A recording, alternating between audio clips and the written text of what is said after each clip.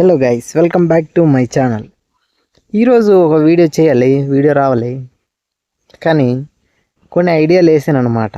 ఏ video చేస్తే బాగుంటుందని అలాగా ఐడియాలు వేసుకుంటూ ఆ ఐడియానా ఈ ఐడియానా అలాగనుకుంటూ ఇంకా ఐడియాలు చేస్తూ ఐడియా సిమ్ కార్డ్ అయిపోయింది అదనమాట.